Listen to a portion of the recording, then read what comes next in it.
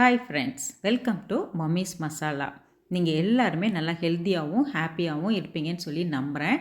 இன்றைக்கி என்ன விலாகுன்னு பார்த்தீங்கன்னா, ரொம்ப இன்ட்ரெஸ்டிங்கான ஒரு விலாக் தாங்க. நீங்கள் ரொம்ப நாளாக கேட்டுக்கிட்டு இருந்த இந்த ஸ்ப்ரவுட்ஸை வச்சுட்டு என்னென்ன மாதிரிலாம் பிரேக்ஃபாஸ்ட்டு டின்னர்லாம் பண்ண முடியும் அப்படின்னு சொல்லி கேட்டிருந்தீங்க. ஸோ அதை பற்றின ஒரு டீட்டெயில் விலாகாக தான் இது இருக்கும். கண்டிப்பாக பார்த்தீங்கன்னா ரொம்பவே யூஸ்ஃபுல்லாகவும் இன்ட்ரெஸ்டிங்காகவும் இன்ஃபர்மேட்டிவாகவும் இருக்கும். அடை தோசை இந்த மாதிரி டிஃபன் ஐட்டம்லாம் செய்யும்போது பார்த்தீங்கன்னா, இதுக்குன்னு ஸ்பெஷலாக மாவு அரைக்க செய்யலாம். அதே மாதிரி பண்ணுறத விட கொஞ்சம் டிஃப்ரெண்ட்டாக வீட்டில் உள்ள சிம்பிளாக திங்ஸை வச்சே வந்து ரொம்ப சிம்பிளாக அதே சமயத்தில் ரொம்ப ஹெல்த்தியாக பண்ண முடியும். இதுக்கு வந்து பார்த்தீங்கன்னா, நம்ம ஸ்ப்ரவுட்ஸ் மட்டும் கண்டிப்பாக வந்து நம்ம ஸ்ப்ரவுட் பண்ணி எடுத்துக்கிறணும். அது வந்து எப்படி பண்ணணும், என்ன மாதிரி மெத்தடில் பண்ணால் ரொம்ப ஈஸியாக நல்லா லாங்காக வந்து ஸ்ப்ரவுட்ஸ்லாம் ஃபார்ம் ஆகும்னு சொல்லி நான் ஒரு டீட்டெயில்டு வீடியோ ஒன்று போஸ்ட் பண்ணியிருக்கேன். அதோட லிங்க் வந்து நான் டிஸ்கிரிப்ஷனில் கொடுக்குறேன். கண்டிப்பாக செக் பண்ணி பாருங்கள். ஸோ அந்த மெத்தடில் ட்ரை பண்ணிங்கன்னா ரொம்பவே ஈஸியாக எந்த ஒரு கேட்ஜெட்ஸும் இல்லாமல் வீட்டில் உள்ள திங்ஸை வச்சு ஈஸியாக சுலபமாக பண்ணிட முடியும். இப்போ நம்ம ஒவ்வொரு டிஷ்க்கும் நம்ம தனியாக மாவு அரைச்சோன்னு வச்சுக்கோங்களேன், அது வந்து பார்த்திங்கன்னா சம்டைம்ஸ் வந்து கொஞ்சமாக அரைக்க முடியாமல் கொஞ்சம் அதிகப்படியாக போகிறதுக்கு வாய்ப்பு இருக்குது. அந்த மாதிரி டைமில் நம்ம கண்டினியூஸாக அதே டிஷ்ஷை கொடுக்கும்போது பார்த்திங்கன்னா வீட்டில் உள்ளவங்களுக்கு போர் அடிச்சிடும். வீட்டில் உள்ள இந்த திங்ஸ் எல்லாம் வச்சு நம்ம டிஃப்ரெண்ட்டாக சமைச்சு கொடுக்கும்போது பார்த்திங்கன்னா அவங்களுக்கும் வந்துட்டு புதுசாக சாப்பிட்ற மாதிரி ஒரு ஃபீல் கிடைக்கும். விரும்பியும் சாப்பிடுவாங்க, போர் அடிக்காது. ரெண்டாவது, நம்மளே என்ன செய்வோம், ஒரு டிஷ் பண்ணுறோம் அப்படின்னு சொன்னால் ஃபஸ்ட் டைம் செகண்ட் டைம் கொஞ்சம் ஆர்வமாக வந்துட்டு ட்ரை பண்ணி ரெடி பண்ணுவோம். அதுக்கப்புறம் என்ன செய்வோம், பழையபடி வந்துட்டு நம்ம மாவை தூக்கி இட்லியோ தோசையோ ஒரு சப்பாத்தியோ பண்ண தான் யோசிப்போம்.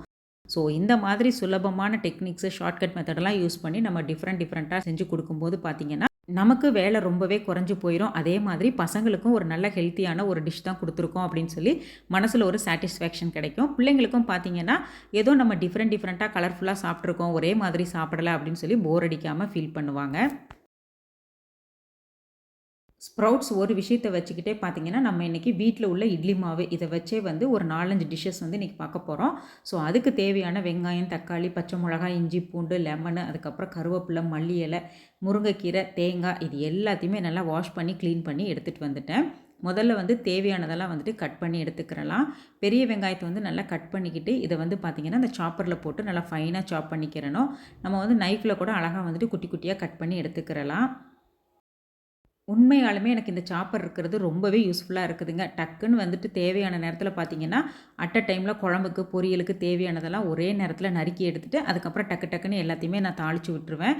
அப்போ பார்த்தீங்கன்னா, நம்ம கிச்சனில் நிற்கிற நேரம் வந்து ரொம்ப கம்மியாக இருக்கும். நம்மளுக்கு இந்த கால் வலி இந்த மாதிரி ப்ராப்ளம்லாம் இருக்கும்போது, இது ரொம்பவே ஹெல்ப்ஃபுல்லாக இருக்கும். அதே மாதிரி இந்த கண்ணெறிய பிரச்சனை இதெல்லாம் எதுவுமே இருக்காது. ரொம்ப சூப்பராக ஃபைனாக வந்துட்டு அவ்வளோ அழகாக கட் பண்ணி எடுத்துரும். இதில் இந்த மாதிரி லிட் இருக்கிறதுனால இன்னுமே நல்லா வசதி. சமைக்கிற வரைக்கும் இந்த மாதிரி க்ளோஸ் பண்ணி வச்சுக்கலாம். யூஷுவலாக இந்த மாதிரி நம்ம டிஃபன் ஐட்டம்லாம் செய்யும்போது பார்த்தீங்கன்னா, ஒரு கார சட்னி அப்படியே கூட பார்த்தீங்கன்னா, ஒரு தேங்காய் சட்னி அரைச்சோம்னா சூப்பர் காம்பினேஷனாக இருக்கும். இல்லைன்னா நிறைய வெஜிடபிள்ஸ் போட்டு டிஃபன் சாம்பார் மாதிரி பண்ணினாலும் ரொம்ப சூப்பராக இருக்கும். இது கூட வந்து நம்ம பொடி வச்சு கூட சாப்பிடலாம். அவ்வளோ சும்மாவே சாப்பிடலாம். அவ்வளோ டேஸ்ட்டாக இருக்கும். முடிஞ்ச வரைக்கும் இந்த வெங்காயம், இஞ்சி, பச்சை மிளகா, அதுக்கப்புறம் கருவேப்பிலை, மல்லி இலை இது எல்லாத்தையுமே நல்லா ஃபைனாக சாப் பண்ணிக்கிறணும். இல்லைன்னு வச்சுக்கோங்களேன், இந்த பசங்க சாப்பிடும்போது அதை தனியாக வந்து எடுத்து வச்சுருவாங்க. ஸோ நான் எப்போவுமே நல்லா குட்டி குட்டியாக சாப் பண்ணி எடுத்துருவேன். நான் மோஸ்ட்லி வந்துட்டு கட்டிங்க்கு யூஸ் பண்ணுறது பார்த்திங்கன்னா, இந்த கரோட்டி நைஃப் தான். இது ரொம்பவே நல்லா சூப்பராக கட் பண்ணுது. அதே சமயத்தில் நம்ம இதை அழகாக வந்துட்டு ஷார்ப் பண்ணியும் யூஸ் பண்ணிக்கிறலாம். அந்த கோட்டிங்கெல்லாம் எதுவுமே போகலைங்க. நல்லா நீட்டாக இப்போ வரைக்குமே நல்லா மெயின்டைன் ஆகுது. கண்டிப்பாக வந்துட்டு நீங்கள் சிங்கிள் பீஸ் வந்து ஆஃபரில் இருக்கும்போது நீங்கள் வாங்கி ட்ரை பண்ணி பாருங்கள். பிடிச்சதுக்கப்புறம் வேணால் நீங்கள் ஒரு ஃபுல் செட்டாக கூட வாங்கி யூஸ் பண்ணலாம். மெயினாக பார்த்தீங்கன்னா நல்லா வெயிட்லெஸ்ஸாக இருக்குது. அதே சமயத்தில் நம்ம தேவைப்படுறப்ப நல்லா ஷார்ப்பன் பண்ணியும் யூஸ் பண்ணிக்கிறலாம். ஸோ கலர்ஃபுல்லாகவும் இருக்குது. ஸோ நம்ம ஒவ்வொரு கலரும் ஒவ்வொரு தடவை நம்ம எடுத்து செய்யும்போது நம்மளுக்கே ஒரு மாதிரி டிஃப்ரெண்ட்டாக ஃபீல் ஆகும்.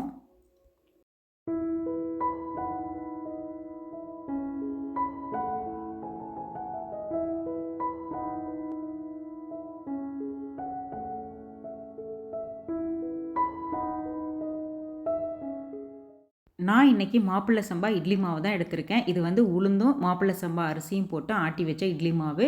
ஸோ அதுவும் இந்த ஸ்ப்ரவுட்டும் வச்சு தான் இன்றைக்கி வந்துட்டு நம்ம ஸ்ப்ரவுட் அடை தோசை பண்ண போகிறோம். அதுக்கு முதல்ல ஸ்ப்ரவுட்டை வந்து நல்லா 1 கப் அளவுக்கு எடுத்துக்கிறலாம். இது கூட பார்த்திங்கன்னா ஒரு அரை டீஸ்பூன் அளவுக்கு சோம்பு, ஒரு அரை டீஸ்பூன் அளவுக்கு உப்பு, ஒரு 1/4 டீஸ்பூன் அளவுக்கு டர்மரிக்கு, கொஞ்சமாக வந்துட்டு அசஃபோட்டிடா, ஒரு 2-3 சில்லி நம்ம காரத்துக்கு ஏற்ற மாதிரி. ஏன்னா பசங்க ரொம்ப காரம் போட்டால் சாப்பிட மாட்டாங்கன்னு சொல்லி நான் 3 காஞ்ச மிளகா மட்டும் ஆட் பண்ணியிருக்கேன்.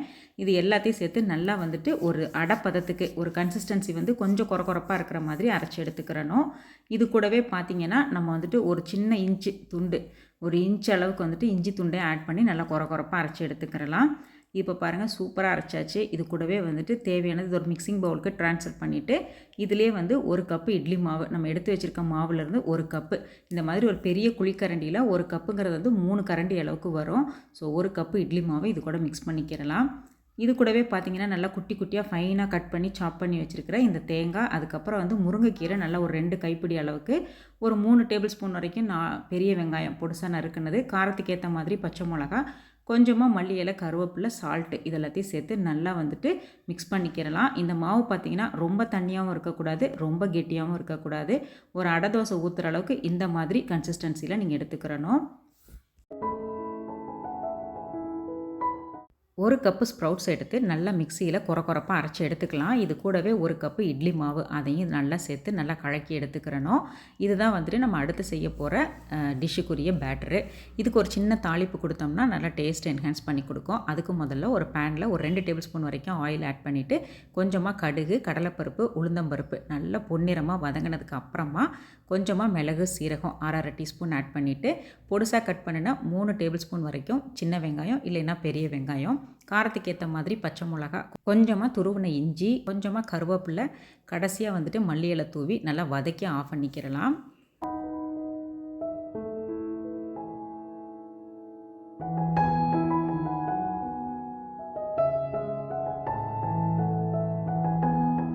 வதக்கி வச்ச இந்த வெங்காயம், கருவேப்பிலை, மல்லி இலை, கடலைப்பருப்பு, உளுந்தம்பருப்பு, இஞ்சி, பச்சை மிளகா இது எல்லாத்தையுமே நம்ம எடுத்து வச்சுருக்கிற பேட்டரை கூட மிக்ஸ் பண்ணி கொஞ்சமாக சால்ட் ஆட் பண்ணிக்கலாம். ஏன்னா இட்லி மாவில் ஆல்ரெடி உப்பு இருக்குது.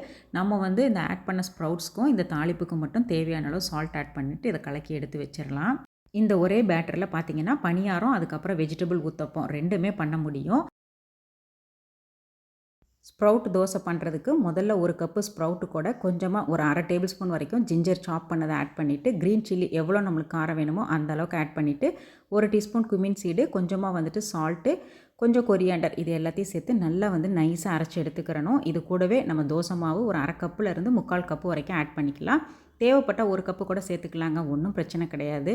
ஸோ இது எல்லாத்தையுமே நல்லா மிக்ஸ் பண்ணி நல்லா ஒரு தோசை மாவு பதத்துக்கு மாவை கரைச்சி எடுத்துக்கிறலாம்.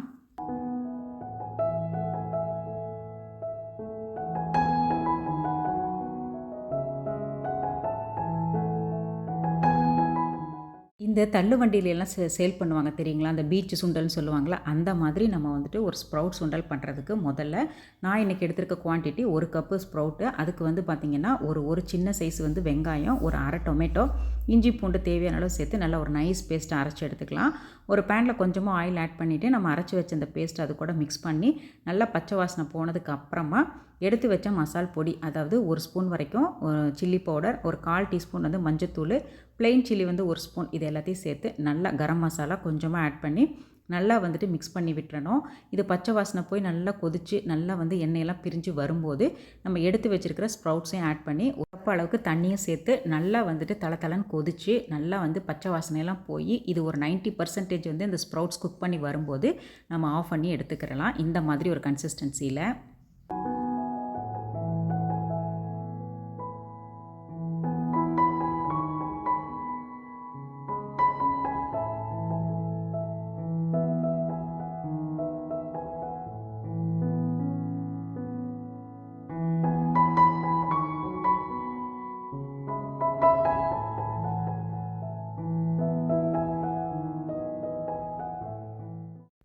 ஃபைனல் டச்சாக பார்த்திங்கன்னா நம்ம கடையிலெல்லாம் இந்த மாதிரி தான் சர்வ் பண்ணுவாங்க. ஸோ அந்த மாதிரி பண்ணுறதுக்கு இந்த ஸ்ப்ரவுட்ஸ் மேலே கொஞ்சமாக பொடிசாக கட் பண்ணின வெங்காயம், கொஞ்சமாக மல்லி இலை, தேவைப்பட்டால் கேரட் கூட லைட்டாக வந்துட்டு துருவி ஆட் பண்ணிக்கலாம். இது எல்லாத்தையும் சேர்த்து நல்லா மிக்ஸ் பண்ணி சாப்பிடும்போது சும்மா டேஸ்ட் அப்படி தாங்க இருக்கும். ரொம்பவே சூப்பரான ஹெல்த்தியான ஈவினிங் ஸ்நாக்ஸு ஸ்ப்ரவுட் சுண்டல் ரெடி ஆகிடுச்சு. என்ன தான் விதவிதமாக சட்னி அரைச்சாலும், விதவிதமாக வந்துட்டு சைட் டிஷ்லாம் ப்ரிப்பேர் பண்ணி சாப்பிட்டாலும், இந்த கார சட்னிக்கு ஈடு இணை எதுவுமே கிடையாது. அது எப்படி செய்யலான்னு பார்க்கலாம். ஒரு பேனில் ஒரு 2 டேபிள் ஸ்பூன் வரைக்கும் நல்லெண்ணெய் ஆட் பண்ணிவிட்டு, காரத்துக்கு ஏற்ற மாதிரி நான் வந்து பசங்க ரொம்ப சாப்பிட மாட்டாங்க அப்படின்னு சொல்லிட்டு நான் 3 காஞ்ச மிளகா ஆட் பண்ணியிருக்கேன். ஒரு 2 பல்லு பூண்டு சின்னதாக இருந்துச்சுன்னா ஒரு 4, 5 வரைக்கும் ஆட் பண்ணிக்கலாம். 10, 15 சின்ன வெங்காயம், இது கூடவே பார்த்திங்கன்னா கட் பண்ணி எடுத்த 2 பழுத்த தக்காளி, நல்லா சிவப்பு கலராக நல்லா கனிஞ்சதாக எடுத்துக்கிறணும். அப்போ தான் கலரும் நல்லாயிருக்கும், டேஸ்ட்டும் சூப்பராக இருக்கும். இது கூட ஒரு சின்ன துண்டு புளி மட்டும் ஆட் பண்ணிவிட்டு நல்லா வதக்கி விட்டுட்டு கொஞ்சமாக சால்ட் மட்டும் ஆட் பண்ணி நல்லா ஆறுனதுக்கப்புறம் அரைச்சி எடுத்துக்கிறலாம். அவ்வளோ சூப்பராக இருக்கும். இது கூட லாஸ்ட்டாக பார்த்தீங்கன்னா, நம்ம கடுகு, கடலைப்பருப்பு இந்த மாதிரி போட்டு கருவேப்பிலை இதை மட்டும் தாளித்து கொட்டி இறக்குனோம்னா, சூப்பரான ஹோட்டல் ஸ்டைலில் கார சட்னி ரெடி. இது வந்து எல்லா அடை தோசை, தோசை, அதுக்கப்புறம் பணியாரம், ஊத்தப்பம் நம்ம செய்ய போகிற இந்த அத்தனை டிஷ்க்குமே சூப்பரான சைட் டிஷ்ஷாக இருக்கும். அவ்வளோதாங்க. நம்ம இப்போ எல்லா பேட்டருமே ரெடி பண்ணிட்டோம். தேவையான சைட் டிஷ் சட்னியும் ரெடி பண்ணியாச்சு. கார சட்னி, அதுக்கப்புறம் தேங்காய் சட்னி. இது வந்து ஹோட்டல் ஸ்டைலில் சின்ன வெங்காயம் ஆட் பண்ணி அரைச்ச தேங்காய் சட்னி. எல்லாமே ரெடியாக இருக்குது. இப்போ வந்து நம்ம ஃபஸ்ட்டு டிஷ்ஷான இந்த அடை தோசை எப்படி செய்யலாம்னு சொல்லி பார்க்கலாம். அதுக்கு முதல்ல நல்லா தோசைக்கல் சூடானதுக்கு அப்புறமா கொஞ்சமாக தண்ணி வந்து தெளித்து விட்டு நல்லா ஒரு டிஷ்யூ பேப்பரோ ஒரு காட்டன் துணியோ வச்சு நல்லா தொடச்சி எடுத்துட்டு மாதிரி ரொம்ப மெலிசாவும் இல்லாமல் ரொம்ப தடிமனாக இல்லாமல் கொஞ்சம் மீடியமாக இந்த அடை கன்சிஸ்டன்சிக்கு தோசை மாதிரி விட்டு எடுத்துக்கலாம். இது வந்து பார்த்திங்கன்னா நம்ம வந்து குழந்தைங்களுக்கு கொடுக்குறோன்னா நெய் ஆட் பண்ணிக்கலாம். நம்ம பெரியவங்களுக்குனா நம்ம வீட்டில் உள்ள சமையலுக்கு யூஸ் பண்ணுற எந்த எண்ணெய்னாலும் யூஸ் பண்ணி எப்பவும் போல் நல்லா சுட்டு எடுத்துக்கிறணும். நல்லா ஒரு பக்கம் கோல்டன் ப்ரௌன் ஆனதுக்கு அப்புறமா நம்ம வந்துட்டு அப்படியே திருப்பி போட்டுற வேண்டியதான். எப்பவும் போல் தாங்க, ரொம்பவே சூப்பராக டேஸ்டியாக இருக்கும். இது பார்த்திங்கன்னா ஒன்று சாப்பிட்டாலே அவ்வளோ ஃபுல்ஃபில்லாக இருக்கும். இந்த அடை தோசையில் பார்த்திங்கன்னா நம்ம மாப்பிள்ளை சம்பா அரிசி யூஸ் பண்ணியிருக்கோம். அதுக்கப்புறம் நல்லா முளைக்கட்டி வச்ச பயிறு, கூடவே நல்லா தேங்காய், முருங்கைக்கீரை எல்லாமே வந்துட்டு ஹெல்த்தியாக ஆட் பண்ணியிருக்கோம். அதே மாதிரி இந்த இஞ்சி இதெல்லாம் பார்த்திங்கன்னா டைஜஷனுக்கும் ஹெல்ப் பண்ணும். ஸோ ரொம்பவே ஹெல்த்தியான மார்னிங் பிரேக்ஃபாஸ்ட்டுக்கு இந்த அடை தோசை சூப்பராக இருக்குங்க. அடுத்து நம்ம செய்ய போகிற டிஷ் என்னன்னு சொல்லி பார்த்தீங்கன்னா ஸ்ப்ரவுட் தோசை தான். அதுக்கு முதல்ல இதே மாதிரி தோசைக்கல் நல்லா காஞ்சதுக்கு அப்புறமா அடுப்பை கொஞ்சம் சிம்மில் வச்சுட்டு இந்த மாதிரி எந்த அளவுக்கு நம்மளுக்கு வேணுமோ அந்த அளவுக்கு நல்லா வந்துட்டு பெரிய தோசையை சுட்டு எடுத்துக்கிறலாம். நமக்கு என்ன திக்னஸில் வேணும், என்ன மாதிரி சைஸில் வேணுமோ அந்த அளவுக்கு நல்லா இந்த மாதிரி வார்த்ததுக்கு அப்புறமா அடுப்பை மீடியம் ஃப்ளேமில் வச்சுட்டு கொஞ்சமாக வந்துட்டு தேவையான அளவு நெய், அப்படி இல்லைன்னா வீட்டில் உள்ள குக்கிங் ஆயில் யூஸ் பண்ணி நல்லா கோல்டன் ப்ரௌன் ஆனதுக்கப்புறம் திருப்பி போட்டு வேக வச்சு எடுத்துக்கலாம். இல்லைன்னா மூடி போட்டு ஒரே பக்கமாக வேக வச்சு எடுத்துக்கலாம். அதுவும் சூப்பராக இருக்கும். அவ்வளோதாங்க, சூப்பரான ஸ்ப்ரவுட் தோசை வந்து வீட்டிலே ரெடி ஆகிடுச்சு. இது பார்த்திங்கன்னா அவ்வளோ ஹெல்த் பெனிஃபிட்ஸ் உள்ளது. கண்டிப்பாக நம்ம எல்லாருமே மார்னிங் பிரேக்ஃபாஸ்ட்டுக்கு இது எடுத்துக்கிறது சூப்பராக இருக்கும்.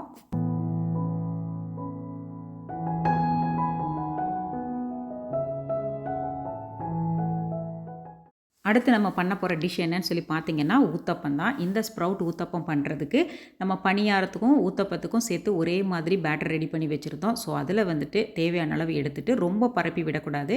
கொஞ்சம் இந்த மாதிரி சின்னதாக கொஞ்சம் தடிமனாக இருக்கிற மாதிரி பரப்பி விட்டுட்டு மேலே தேவையான அளவு வெஜிடபிள்ஸ், நான் வந்து இன்றைக்கி கேரட் ஆட் பண்ணியிருக்கேன். நல்லா துருவி ஆட் பண்ணிவிட்டு கொஞ்சமாக மல்லி இலையும் சேர்த்து நெய் போட்டு நல்லா ஒரு பக்கமாக நல்லா மூடி போட்டு வேக வச்சு எடுத்தோம்னா சூப்பரான ஊத்தப்பம் ரெடி. இதிலே வெஜிடபிள்ஸ்க்கு பதிலாக நம்ம ஆனியன் ஆட் பண்ணி செஞ்சோம்னா அதுதான் ஆனியன் ஊத்தப்பம். இது வந்து குழந்தைங்களுக்கு நல்லா சூப்பராக பிடிக்கும், விரும்பி சாப்பிடுவாங்க. இந்த வெஜிடபிள்ஸுங்கிறது நம்மளோட ஆப்ஷன் தான். பீட்ரூட்டு எது வேணாலும் நம்ம வந்துட்டு துருவி ஆட் பண்ணிக்கலாம். எல்லாமே நல்லா டேஸ்டியாக சூப்பராக கலர்ஃபுல்லாக இருக்கும். இப்போ அதே பேட்டரில் பார்த்திங்கன்னா நம்ம கேரட் ஆட் பண்ணாமல் மற்ற அந்த வெறும் பேட்டரை மட்டும் ஆட் பண்ணி நம்ம செய்ய போகிறது தான் இந்த ஸ்ப்ரவுட்ஸ் பணியாரம். அதுக்கு முதல்ல பணியாரக்கல்லை நல்லா சூடு பண்ணிவிட்டு அதுக்கப்புறமா நெய் கொஞ்சமாக ஆட் பண்ணி, நெய்யோ எண்ணெயோ நம்மளோட விஷ் தான், மாவை வந்து குழியில் ஒரு 3/4 அளவுக்கு நல்லா ஃபில் பண்ணிக்கிறலாம். அப்போ தான் நம்ம திருப்பி விடும்போது பார்த்திங்கன்னா நல்லா உருண்டு உருண்டு பணியாரம் நல்லா குண்டு குண்டாக கிடைக்கும். அரை குழி அளவுக்கு நம்ம மாவு ஆட் பண்ணோம்னா பணியாரம் ரொம்ப சப்பி சின்ன சின்னதாக தான் இருக்கும்.